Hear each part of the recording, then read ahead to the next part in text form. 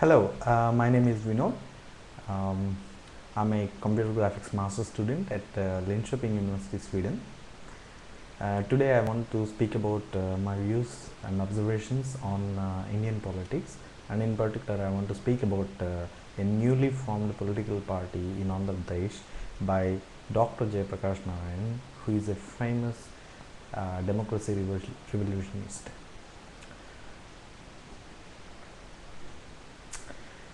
As we know, India has attained her independence in 1947, 60 years before, uh, and since then has been marching to gain progress in various sectors, and has eventually achieved some of the successes and has been a world leader in some of the areas like IT sector.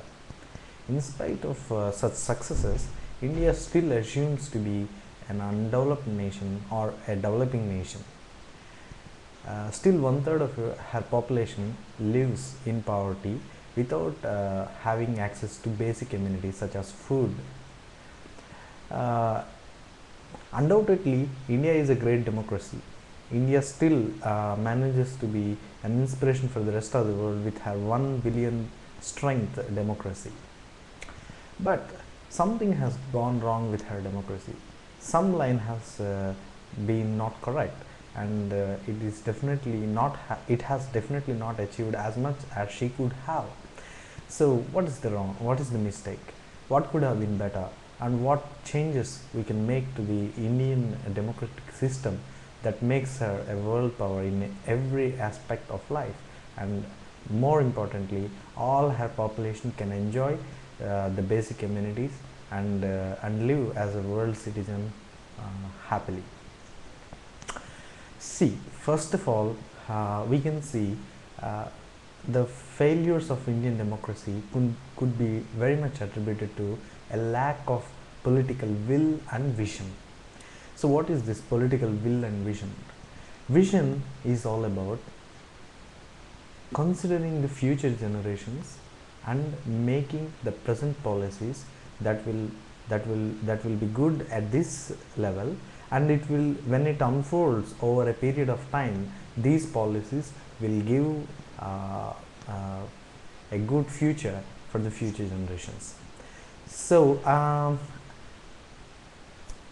probably the politicians of India lacked somewhere in this. Maybe it is attributable to the family politics, like somebody's son has to become next leader, somebody's wife has to be the next leader, somebody's granddaughter has to be the next leader, or maybe because of the corrupt politics, everyone wants to earn money for himself. Maybe there is no anti-corruption uh, checking mechanisms for politicians in proper way.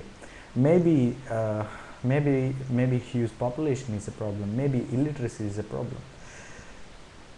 All these are problems, we all know these problems, but we need to find a solution. Particularly and personally, I don't consider huge population to be a drawback. Instead, I consider it to be only a merit of India. Although many politicians in India choose to show their fingers to huge population as as an excuse for all their misdoings. In fact, if we observe, the more the people, the more work you can produce, the more the products you can produce. That means if you use all the population as human resources, probably India could have really fared much better. But because it is seen as a burden and it is not utilized with proper vision, yes, huge population is also one of the drawbacks of India now. But anyway, so what are the basic amenities of India? Of course, food security. Every citizen should be entitled to have proper nutritious food all the 3 times a day. And of course, energy needs. The energy needs of 1 billion would be enormous, and India should have proper vision to look for its future. Health. Even today, as we can see,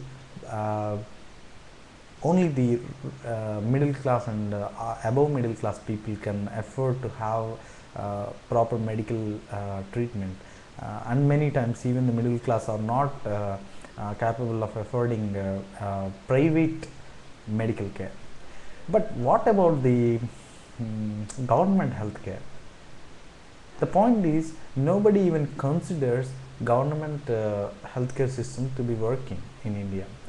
Uh, Maybe a 5% functionality is there, but 95% of functionality, we can we we can simply say it is not working. Um, they don't have equipment, and if they have equipment, they don't have doctors. If they have equipment and doctors, they don't have will to work.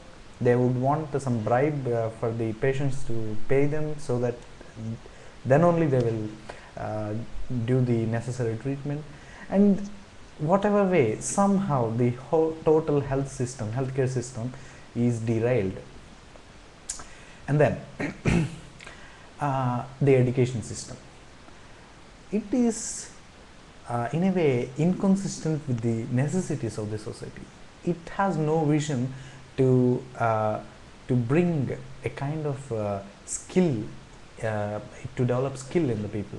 Even an engineer cannot make a small table if it is required of him. See, doing himself is different from being capable of doing it. And education should make a person capable of doing things. Whether or not somebody does some work is different, but the abilities are vital, and they are missing in Indian education system. And then technology. We always hear German technology is imported, Japanese technology is imported, or some American technology is imported. But why not Indian technology is exported to the rest of the world? Yes, I agree that IT sector is lending its support to the rest of the world, and the whole world uses Indian Indian IT engineers. But as a matter of fact, there are so many areas in which technology hasn't grown. In United States alone, we can see more than 3,400 universities. But in India, we have maybe less than 100 universities, and among them technical universities are still lesser.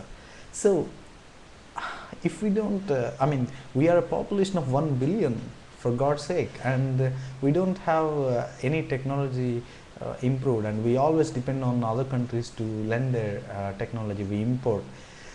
That is no good. And then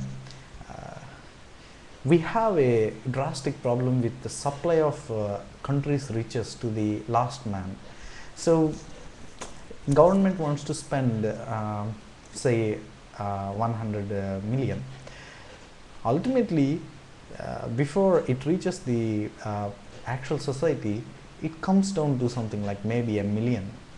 So 100 times property is lost somewhere in the supply chain, whether it is politicians or bureaucrats or the corrupt people who misuse the system, whoever it be. Ultimately, money is not reaching the common man, and the policies, the welfare funds or activities are not reaching the last man, and it is another basic community missing. Another thing that we can find is we don't have good democracy. See, I'm not talking about democracy being in existence. Yes, India has democracy in existence, but is it morally corrupt? Is it having integrity? Say something is good for the nation, and a political party proposes it.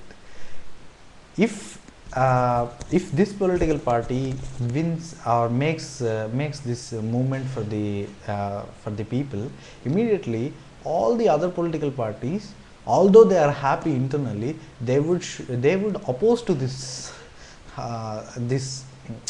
policy of government, just to show their discontent, just to make people believe that this political party hasn't done good. So ultimately, people